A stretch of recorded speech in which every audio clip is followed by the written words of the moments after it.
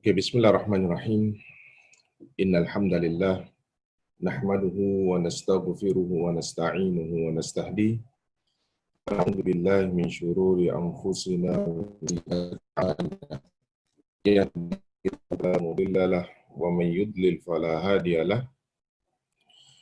Asyhadu an la ilaha illallah wahdahu la syarika lahu wa asyhadu anna Muhammadan abduhu wa rasuluh. أنت مقصودنا ورضاك مطلوبنا أعطنا محبتك ومعرفتك سبحانك لا علم لنا إلا ما علمتنا إنك أنت العليم الحكيم رب إنا نعوذ بك من همزات الشياطين ونعوذ بك ربنا أن يحضرون رب اشرح لنا صدرنا ويسر لنا أمرنا واحلل عقدة من لساننا يفقه قولنا ولا حول ولا قوة إلا بالله العلي العظيم. Assalamualaikum warahmatullahi wabarakatuh. Ila hadrat Nabi Mustafa Rasulullah sallallahu alaihi wa alihi wasallam wa ala alihi wa sahbihi ajma'in. Sya'ulillahi lahumul Fatihah. A'udzu billahi minasyaitonir rajim. Bismillahirrahmanirrahim. Alhamdulillahi rabbil alamin. Ar-Rahmanir Rahim Maliki Yaumiddin Iyyaka na'budu wa iyyaka nasta'in Ihdinas siratal mustaqim Siratal ladzina an'amta 'alaihim ghairil maghdubi 'alaihim waladdallin. Amin. Alhamdulillah, syukur kita pada Allah Subhanahu wa taala. Selamat kita bersua kembali dalam pengajian tafsir surah Al-Fatihah kita pada pagi yang penuh dengan barakah ini. Apa khabar semuanya? Sihat? Apa khabar semua para jamaah di ruangan FB Masjid Al-Istighfar? Mudah-mudahan anda semua diberikan kesihatan, diberikan kekuatan, ya, diberikan pengukuhan akidah dengan taraf kesabaran kita yang tinggi dalam kita menghadirkan diri dalam majlis ilmu. Begitu juga kepada anda semua yang menonton di dalam ruangan Zoom pengajian kita pada pagi ini, insya-Allah. Baik, pada pelajaran yang sudah, kita dah masuk permulaan muqaddimah dalam pengajian kita dalam surah Al-Fatihah. Ternyata kita dah belajar tentang keutamaan dan keistimewaan yang terdapat dalam surah Al-Fatihah. Ada 5 atau 6 perkara yang kita bahaskan pada yang lalu. Jadi kita imbas balik sebelum kita meneruskan topik kenal dengan tafsir surah Al-Fatihah ini. Kalau kita imbas balik pengajian kita yang lalu, di antara keutamaan yang pertama sekali dalam surah Al-Fatihah, iaitu surah Al-Fatihah ini akan menjadi satu syarat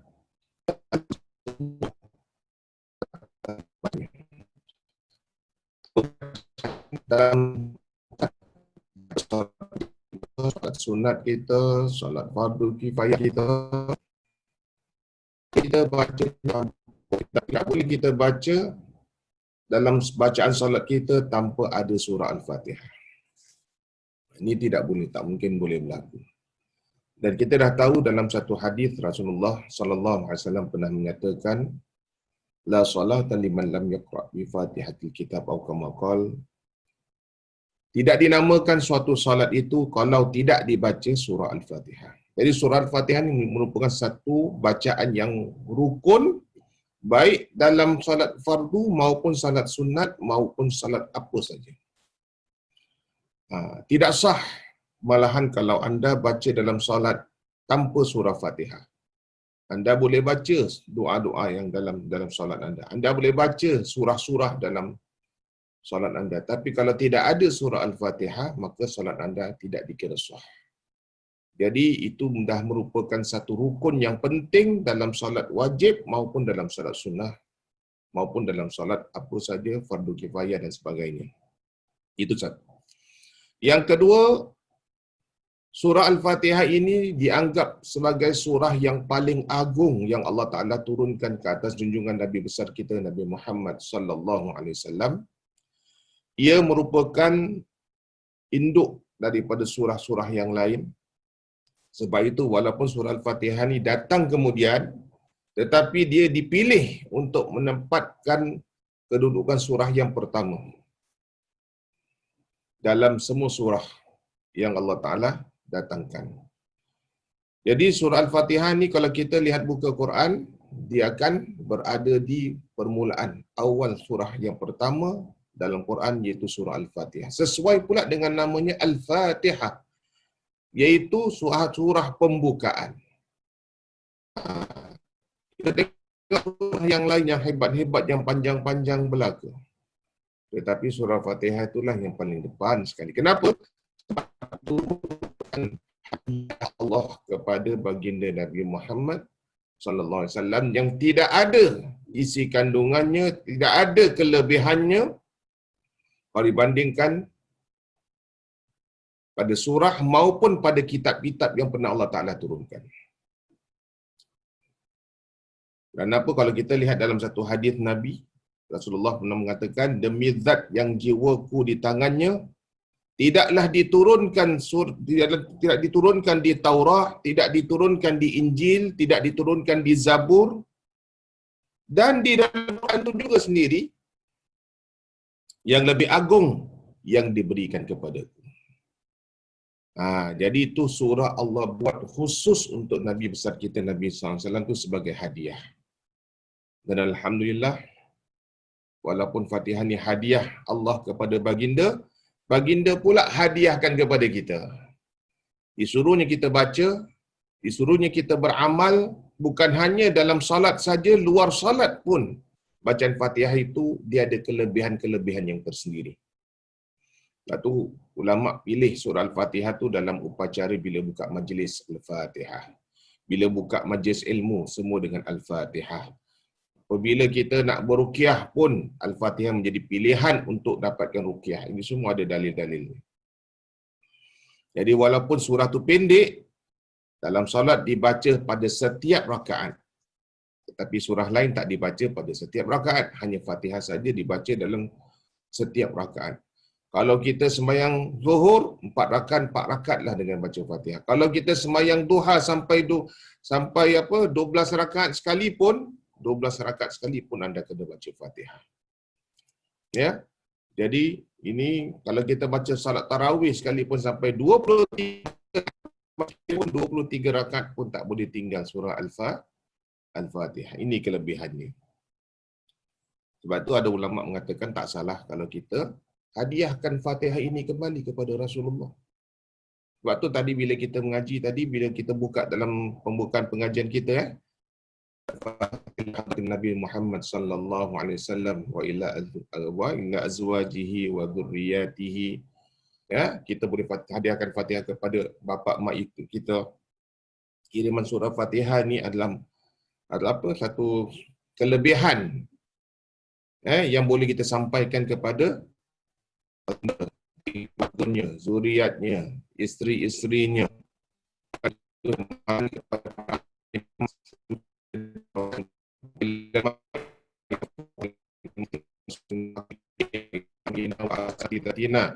kemudian kita kepada wa ila abaina wa ummahatina. Apa yang kita baca, surah pun jadi pilihan bacaan kita, surah Fatihah juga. Sebab Fatihah ini adalah mempunyai kelebihan-kelebihan yang tersendiri yang tidak dapat dalam 4 kitab Allah Ta'ala.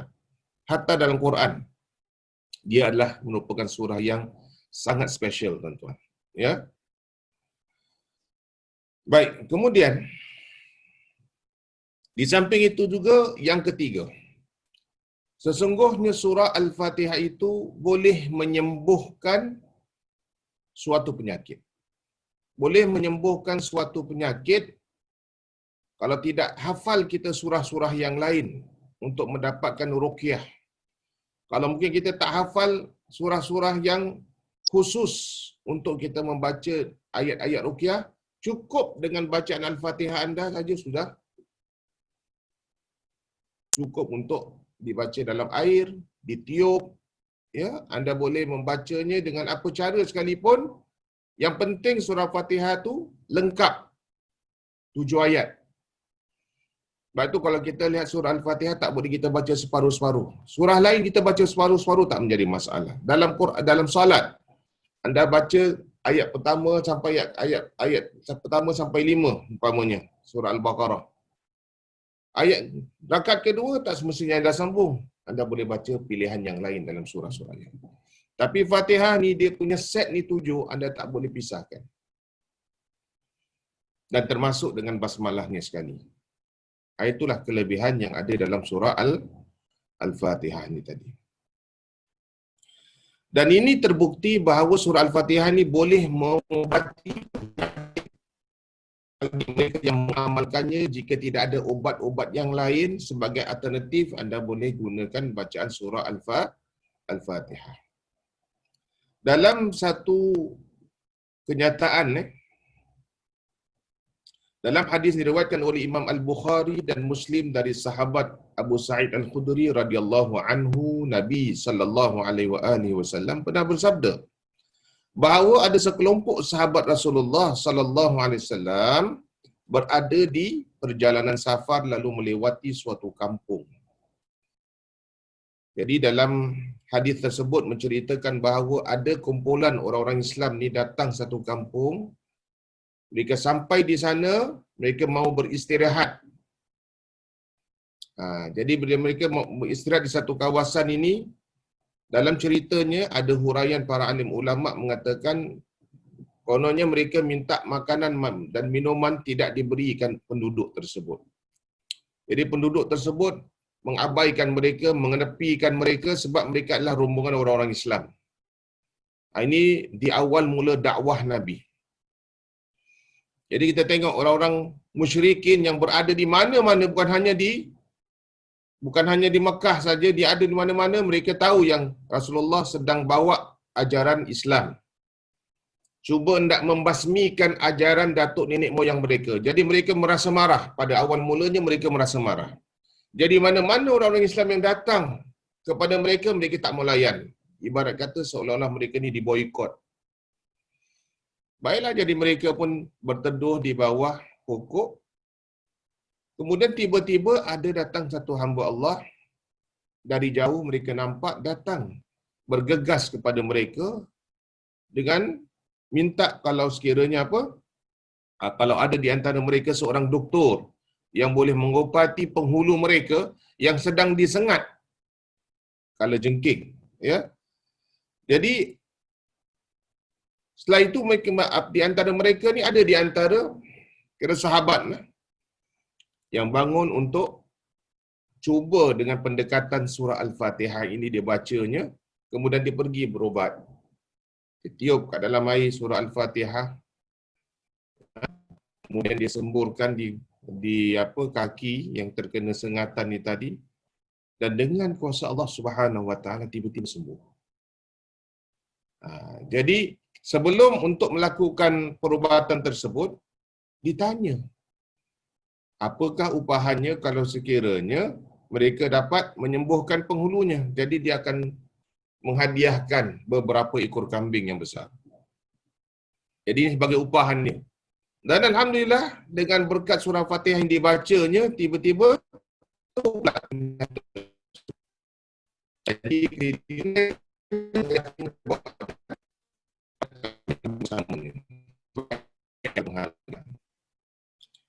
jadi bila sahabat bertanya kepada dia, kau berubat baik dengan penghulu tersebut, apa yang kau buat? Dia kata. Pasal mereka tahu yang dia ini bukan doktor, tetapi memberanikan diri untuk mengobati dan Alhamdulillah berjaya. Jadi akhirnya dia tanya, apa yang kau buat? Jadi dia kata, aku tidak buat apa-apa, hanya membaca surah Al-Fatihah dan akhirnya dapatlah menyembuhkannya dan akhirnya dapat ganjaran beberapa ekor kambing. Jadi persoalannya di sini mereka tak tahu sama ada bolehkah mengambil upah dan sebagainya. Itu panjang ceritalah. Yang jelas dalam cerita ini boleh mengobati penyakit. Jadi Fatihah bila didatang kepada Nabi, mereka nakkan fatwa lah. Sebab mereka tak tahu selama ni Nabi belum ajarkan lagi surah Fatihah apakah boleh dijadikan sebagai perubatan. Dan akhirnya mereka pun jumpa dengan Rasulullah dan menceritakan kisahnya. Kemudian Rasulullah berkata, aku tidaklah meruqyah kecuali dengan membaca surah Al-Fatihah. Aku tak ruqyah apa-apa ya Rasulullah. Aku tak gunakan ayat yang lain. Hanya surah Al-Fatihah saja. Jadi Rasulullah mengatakan memang Al-Fatihah itu boleh dijadikan sebagai ruqyah. Jadi Nabi sini buat pengakuan yang Al-Fatihah boleh dijadikan sebagai ruqyah. Jadi bagaimana pula dengan upahan kambing ini tadi? Nabi minta bagi-bagilah. Nabi minta bahagian baginda dan yang lain diserahkan kepada buat perubatan. Itu dalam hadis ini menunjukkan suatu pengesahan.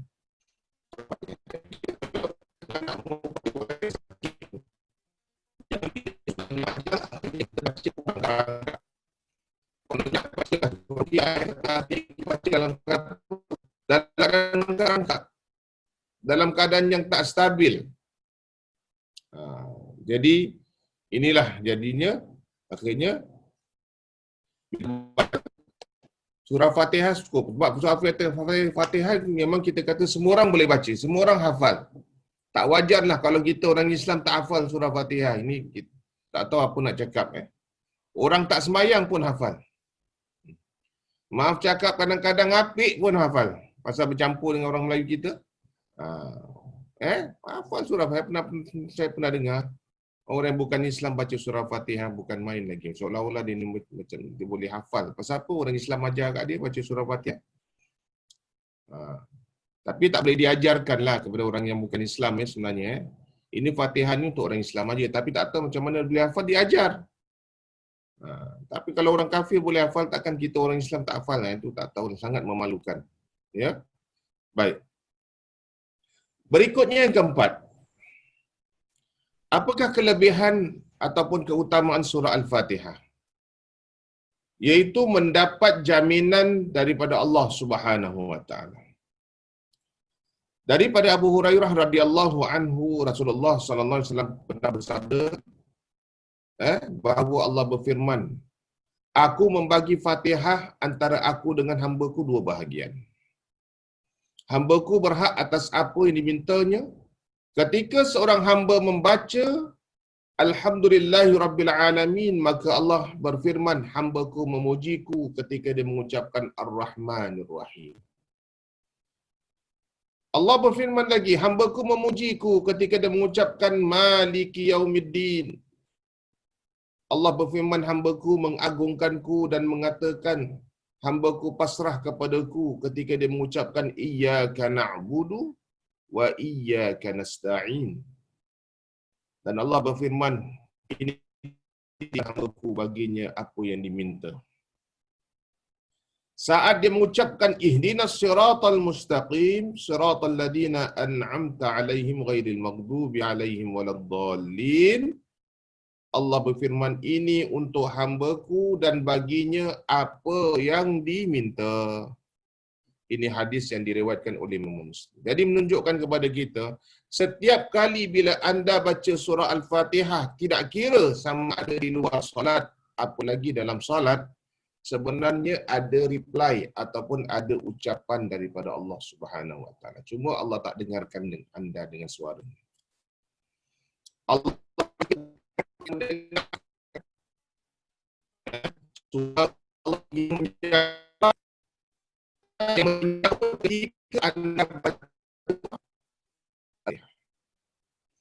ketika anda baca surah Al-Fatihah, ada jawapan. Bila kita baca Bismillahirrahmanirrahim, apa maknanya?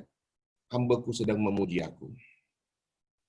Alhamdulillahirabbilalamin, hamba-Ku sedang mengagungkan aku. Tengok, ini setiap apa yang kita baca dalam surah Al-Fatihah, Allah balas. Bacaan satu ayat, Allah balas. Satu ayat, Allah balas. Allah balas. Allah balas. Maknanya apa? Allah akan meredai hamba-Nya yang baca surah Al-Fatihah itu. Sebab bila kita baca surah Al-Fatihah, tuan-tuan, dia ada syarat. Nak baca surah Al-Fatihah ni dia ada syarat. Bukan sembarang-sembarang orang boleh baca surah Al-Fatihah. Pertamanya mestilah syarat dia Muslim, baligh, akil. Hendaklah dibaca dengan betul, dibaca dengan baik, makhrajnya yang betul. Umpamanya kalau dalam solat, Kita tak boleh suka-suka kalau sembahyang salat fardu ni, kita sembahyang berdiri, sembahyang duduk ikut suka hati kita, kan ikut pada keuzuran masing-masing, betul tak? Kalau kita selagi boleh berjalan, selagi mana kita boleh melangkah, wajib kita mulakan salat kita dengan takbiratul ihram. Kalau anda boleh tahan sampai habis Fatihah, kalau tak boleh tahan lepas Fatihah betul anda boleh duduk. Ini untuk orang yang uzur. Untuk orang yang dalam keadaan keuzuran. Cuba tahan. Takbir Allahu Akbar, dia baca doa iftitah. Boleh tahan tak? Kalau boleh tahan habis surah Al-Fatihah. Sebab Fatihah tu tidak dibaca bagi orang yang mampu ni dalam keadaan berdiri. Melainkan kalau dia tak mampu, tu lain cerita. Jadi bila kita baca Fatihah ni tuan-tuan, sangat ditekankan dari sudut apa? Makhraj. Mesti nak baca dengan makhraj yang betul. Mesti nak baca dengan sifatul huruf yang betul. Mesti nak baca dengan tajwid yang betul.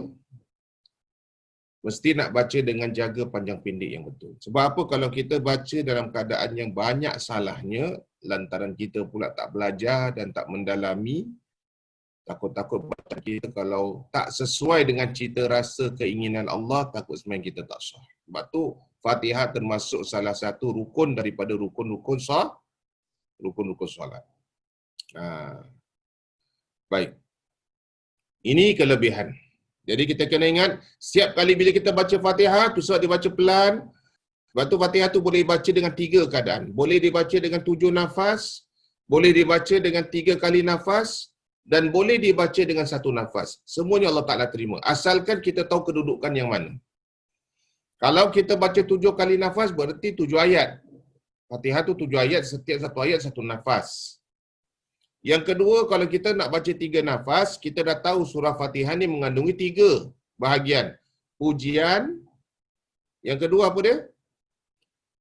Munajat, dan yang ketiga doa. Bacalah dengan 3 nafas, itu dibolehkan. Daripada Bismillahirrahmanirrahim, Alhamdulillahirabbil alamin, Arrahmanirrahim, Maliki yaumiddin, 1 nafas. Kemudian 1 nafas lagi, Iyyaka na'budu wa iyyaka nasta'in, 1 nafas. Kemudian yang berikutnya, doa, Ihdinas siratal mustaqim, siratal ladzina an'amta 'alaihim ghairil maghdubi 'alaihim waladdallin. Baru kita 1 nafas. Baik. Yang kelima, kelebihan yang kelima apa dia? Doa untuk orang yang meninggal. Doa untuk orang yang meninggal. Dari Ibnu Umar radhiyallahu anhu yang mengatakan, aku mendengar Rasulullah sallallahu alaihi wasallam pernah bersabda, ketika salah satu kalian yang ada yang mati, maka janganlah kalian menahannya, segeralah kalian membawanya ke maqam dan bacakanlah Al-Fatihah di samping kepalanya. Jadi maknanya apa? Sebab tu kalau kita tengok batu nisan kan ada satu ada kain, ada satu tak ada kain. Supaya kita dapat mengenal pasti mana bahagian kepalanya. Lain kali kita datang, kita tahu. Jadi tak salah letakkan tanda di atas batu nisan. Tapi jangan letak dua-dua. Kalau letak dua-dua macam mana anda nak tahu mana kepala, mana kaki, tidak? Jadi letak di bahagian kepalanya saja sebagai tanda. Jadi setiap kali bila anda pergi ke perkuburan, selain daripada anda memberi salam yang disunatkan, maka salah satu anjurannya juga, Nabi mengapa?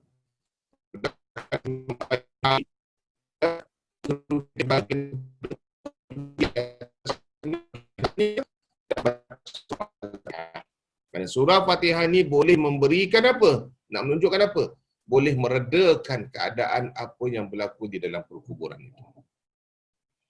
Boleh memberikan. Jadi kita lihat bahawasanya dalam keadaan bila orang sudah meninggal, kita tak tahu kat dalam dia kena siksa ke, dia kena azab ke, dia merana ke, atau sedang mencari-cari.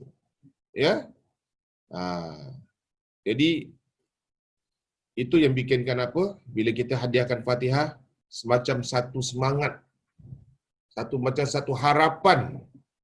Sebab apa? Kalau ada setengah pendapat ulama, dia mengatakan ahli kubur sentiasa menanti di atas perkuburannya. menanti kedatangan orang-orang yang datang untuk memberi salam, ya, mendatangkan orang yang untuk sedekahkan Al-Fatihah. Jadi kita kalau beri salam tu kita disunatkan lah, tetapi baca Fatihah tu jangan lupa minta Allah Ta'ala apa? Kalau dengan bacaan Fatihah kita sedekahkan kepada si mati, dan mudah-mudahan ini akan mendatangkan satu manfaat yang baik. Mereka dapat rasakan kiriman daripada kita. Jadi ada satu riwayat daripada kisah para tabi'in. Saya tak pasti siapa nama orang alim. Dia kata dia seorang pedagang. Jadi satu ketika tu dalam ceritanya dia bilang dia satu negara, satu kampung, dia meniaga lah. Jadi dalam perjalanan dia pada waktu malam, dalam perjalanan pada waktu malam, dia dah kepenatan, dia pun duduk di bawah pokok waktu malam ni. Dia duduk di bawah pokok, kemudian dia berehatlah, dia tidur. Jadi dia tak sadar sebenarnya dia tidur ni, keliling dia kubur sebenarnya. Waktu gelap, bukan ada lampu kan. Jadi dia jalan sana, jalan sini, tak perasan dalam keliling dia tu ada kuburan. Dia pun tidur di bawah pokok dan dia bermimpi. Dia cerita dia bermimpi. Dia bermimpi ada orang-orang di sekeliling dia ni, yang dia sedang tidur ni, ada orang keliling dia tengah mengais-ngais. Kemudian satu bahagian pula, dia nampak ada cahaya yang turun daripada langit, terus kena pada satu perkuburan tu jadi terang pula. Jadi akhirnya dia bertanya dengan orang berkenaan yang dia kata, apa yang kamu kais-kaiskan ni? Dia kata, kami tengah cari pahala. Kerana kami tengah sedang mencari orang-orang yang menghadiahkan doa kepada kami. Jadi kami, sekali dapat aja turun daripada langit, kita akan rebut untuk dapatkan itu semua. Melainkan kalaulah sekiranya ada di antara mereka yang sudah ada anaknya kirim buatnya secara khusus. Kan kita selalu fatihahkan umum kan? Kita selalu fatihahkan umum untuk semua muslimin, muslimat, mukminin wa mukminat. Insya-Allah sampai. Jadi bila itu umum, itu ganjaran pahala bacaan kita ni akan jatuh kepada mereka ni, mereka akan rebut. Tetapi kalau kita khususkan Fatihah kita untuk mak bapak kita, kita bacakan khusus untuk ibu kita, kita bacakan khusus untuk siapa yang kita sayangi, yang seharusnya kita hadiahkan surah Al-Fatihah ni tadi. Jadi dia tak payah nak mengais-ngais. Dia tahu ada setiap kali anak-anak dia atau ahli keluarganya akan kirimkan surah Al-Fatihah. Dia tak perlu nak mengais. Dia kata, untunglah orang-orang yang macam gini. Tetapi kami yang tidak punya keluarga, kami yang tidak punya anak saleh, kami tidak punya sahabat handai yang boleh memberikan Fatihah, melainkan kita tunggu orang awam punya doa daripada mereka, maka inilah yang kami tengah mengais-ngais. Kalau ada ini yang boleh kami jadikan sebagai, apa kata orang tu, sebagai pedoman dalam hidup mereka ni, istilahnya apa, supaya mereka hendakkan. Inilah macam kita cari makanan kan. Kita kat dunia orang fakir miskin cari makanan, kais-kais, kalau ada makanan yang masih boleh makan. Macam itulah mereka perlukan ini. Hadiah doa. Mereka perlukan hadiah berupa Fatihah.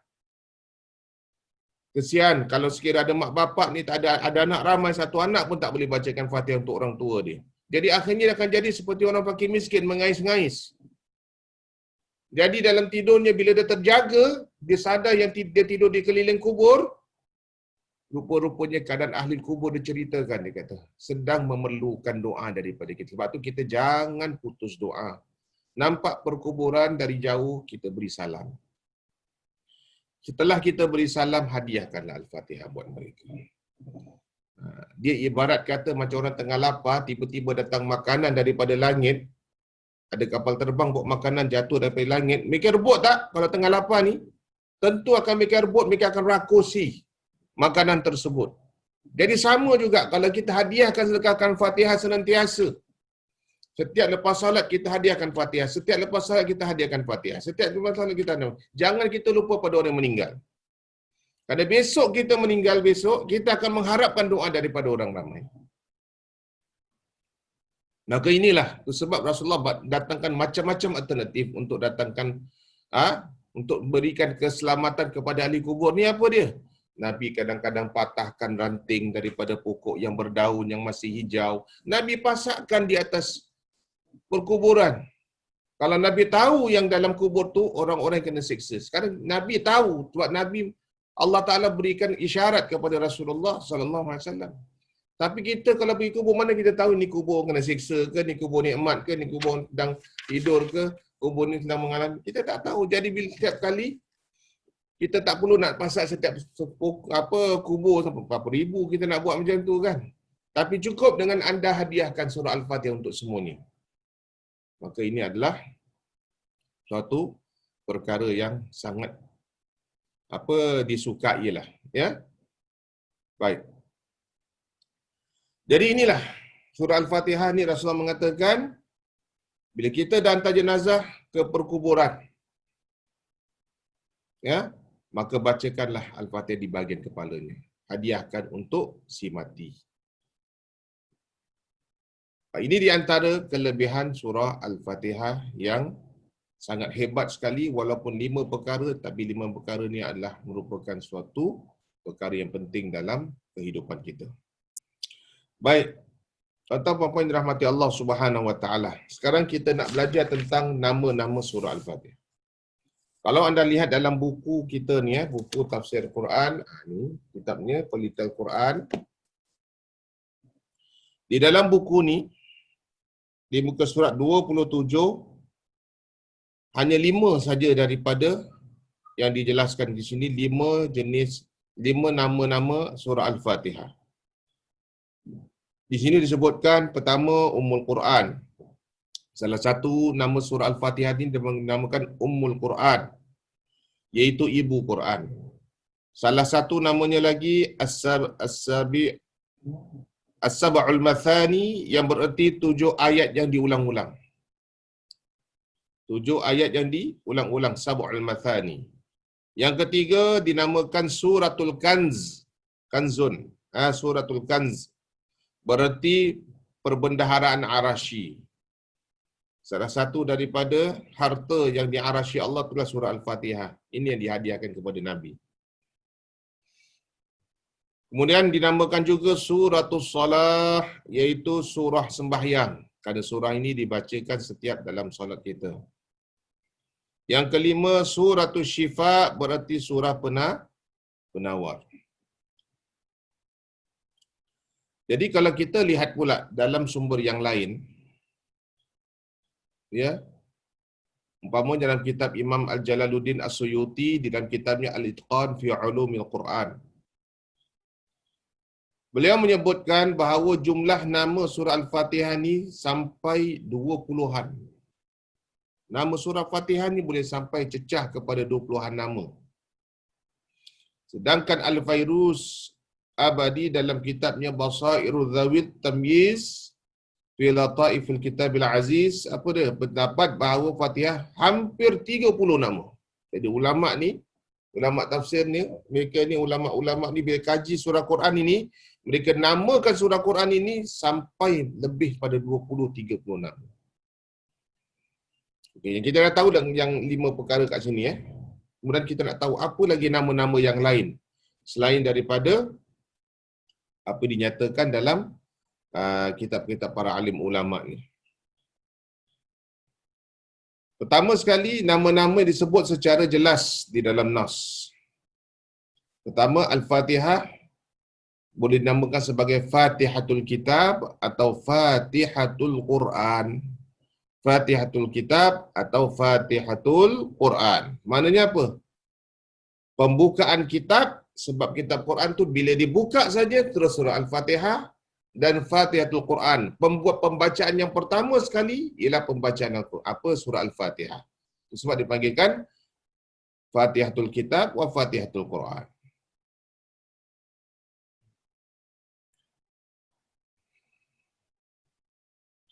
Dan perlu diperhatikan bahawa surah ini dinamakan sebagai pembukaan jika dilihat dari sisi penyusunan Quran dalam bentuk tertulis, bukan dari sisi urutan penurunan ayat-ayatnya. Jadi jangan kita ingat bila Fatihah ada di awal surah pertama, jangan kita ingat dialah awal surah yang diturunkan oleh Allah, awal surah yang sampai kepada baginda. Tidak. Sebab kita tahu ayat pertama yang turun kepada Nabi dia surah Iqra, ya. Berdasarkan pendapat yang lebih tepat, surah pertama turunkan ialah surah Al-Alaq. Iqra bismi rabbikal ladzi khalaq, khalaqal insana min 'alaq. Iqra wa rabbukal akramul ladzi 'allama bil qalam, 'allamal insana ma lam ya'lam. Baik, yang kedua, Ummul Quran dan Ummul Kitab. Ummul Quran maknanya adalah induk atau inti daripada Quran. Jadi ada pula dinamakan Ummul Quran. Ummu, ibu. Atau Ummul Kitab, Ummul Quran. Maknanya adalah induk atau inti daripada Al-Quran, sedangkan Ummul Kitab maknanya adalah induk dari inti dari kitab. Maknanya bukan hanya pada namanya, tetapi pada pengisian dia. Dinamakan demikian kerana inti dari kandungan Al-Quran juga terdapat dalam surah Al-Fatihah. Nama ini bersumber dari sebuah hadis Nabi SAW, sehingga Nabi mengatakan seperti mana yang diriwayatkan oleh Imam At-Tirmidzi dari Abu Hurairah radhiyallahu anhu. Alhamdulillahi ummul Quran wa ummul kitab wa sab'ul mathani. Alhamdulillah maknanya surah Al-Fatihah ni, Alhamdulillahirabbil alamin ni, iaitu ibu Quran, ya, dan dia juga adalah ummul kitab, ibu kitab, dan sab'un mathani, 7 ayat yang diulang-ulang. Maksudnya ayat ni sentiasa diulang-ulang baca. Dalam satu hari je kena berapa kali kita kena baca surah Al-Fatihah. Yang wajib lain, yang sunat lain, yang harus lain. Jadi maknanya dalam satu hari, kalau anda tak pernah baca surah Al-Fatihah, bermakna anda tak pernah sembahyang. Kalau sembahyang sunat jauh sekali. Kalau salat yang saja-saja orang nak salat, itu jangan dipikirkan lagi. Tapi kalau anda kata dengan orang, hari ni, satu hari ni awak baca surah Fatihah ni berapa banyak? Orang tanya kepada kita, ingat kena jawab betul ni. Kita tengok sembahyang Zuhur, subuh dua kali kan? Zuhur 4 kali. Jadi berapa? Dah 6. Asar 4 kali. Dah 10. Maghrib berapa kali? 3. Dah 13. Isyak berapa kali? 17. Jadi yang wajib baca Fatihah anda dalam satu hari 17 kali. Ini wajib. Kalau anda kurang dari 17 kali, hanya 10 kali, bermakna ada solat anda yang anda tak buat. Ini yang wajib. Mana surah Fatihah wajib kita baca. Tapi surah Baqarah tak semesti kita kena baca tiap hari. Surah-surah yang lain tak semesti kita baca tiap hari. Tetapi Fatihah yang wajib dalam diri anda 17 kali anda kena baca. Ini belum lagi termasuk kalau anda sembahyang sunat ba'diyah qabliyah. Ya, ini belum lagi Fatihah anda tujukan kepada orang tua anda. Jadi maknanya surah Fatihah ni kerap anda kena baca dalam hidup anda. Dan lagi satu, ada ulama mengatakan apa? Kita seharusnya, biasanya kita kirim Fatihah pada sesiapa, tapi banyak orang lupa nak bacakan Fatihah untuk diri sendiri. Sebenarnya kita kena adakan bacaan Fatihah untuk diri sendiri. Mana kita tujukan kepada diri kita supaya apa? Hidup kita sentiasa berkat. Dengan berkat surah Fatihah, minta Allah Ta'ala sentiasa rahmati kita. Hujankan rahmat kepada kita. Berikan kebaikan kepada kita, berkatkan hidup kita, berkatkan rezeki kita. Bacalah surah Al-Fatihah untuk diri kita sendiri. Ini ulama sebagian mengatakan, kita kadang-kadang silap kirim ke orang, kirim sana sini, tapi kita kirim, kita tidak mengirim untuk apa? Untuk diri kita sendiri. Ini sesuatu yang kita terlepas pandang, kan? Jadi oleh kerana itu, saya harap mudah-mudahan dengan penjelasan yang ringkas ini, anda dapatlah amalkan. Jadi insya-Allah kita akan sambung lagi pada masa akan datang ini kita punya pengajian, ya, pengajian kita, dan insya-Allah kita akan sambung tentang perkara ketiga, perkara keempat, sampai ada beberapa lah yang kita nak kenal dalam surah Al-Fatihah ni tadi. Dan kita bila tahu nama surah Al-Fatihah dia bukan nama saja, tetapi dia ada fadilat dia ada kelebihan dia. Jadi mulai sekarang bila bangun subuh, nak bangun salat subuh, bacalah Fatihah untuk diri kita sendiri. Minta berkat. Baru kita Fatihahkan untuk orang-orang lain. Ini kita sebagai umat Nabi Muhammad beruntung Allah Ta'ala datangkan surah Fatihah pada Nabi Rasul yang terakhir yang dikasihinya sebagai hadiah kerana ia adalah sebahagian daripada pembendaharaan arasy Allah. Dihadiahkan kepada Nabi, Nabi hadiahkan kepada kita, kita hadiahkan kepada orang lain. Tapi jangan lupa hadiahkan untuk diri sendiri, insyaAllah. Boleh? Jadi saya rasa sampai sini dengan kita pada hari ini, insyaAllah. Mudah-mudahan Allah rahmat hati kita, Allah sentiasa berikan kita taufik dan hidayah, dapat kita amalkan apa yang kita pelajari. Mudah-mudahan kita dapat memperbaiki diri kita dan ahli keluarga kita dengan pembacaan surah tersebut. Itu saja, terima kasih. InsyaAllah mudah-mudahan Allah ketemukan kita lagi, panjangkan umur kita, berikan kita kesihatan, kita dapat menyambung pengajian kita pada minggu hadapan insyaAllah dengan waktu yang sama. Itu saja, terima kasih. Kita bacalah tasbih kafarah dengan surah Al-Asr. Bismillahirrahmanirrahim. Subhanakallahumma wa bihamdika asyhadu an la ilaha illa anta astaghfiruka wa atubu ilaik. A'udzu billahi minasyaitonir rajim. Bismillahirrahmanirrahim. Wal 'ashr innal insana lafi khusr illa alladhina amanu wa 'amilus solihat wa tawasaw bil haqqi wa tawasaw bis sabr.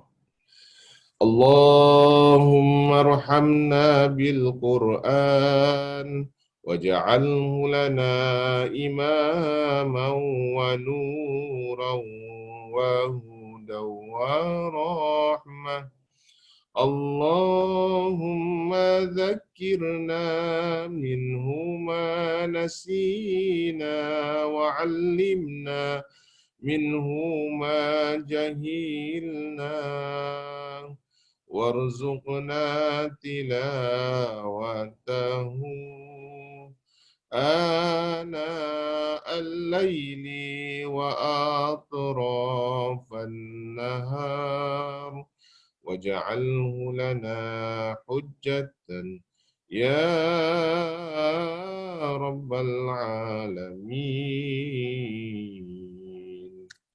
Aqulu qawli hadza wa astaghfirullahal azim li wa lakum. Wassalamu alaikum warahmatullahi wabarakatuh.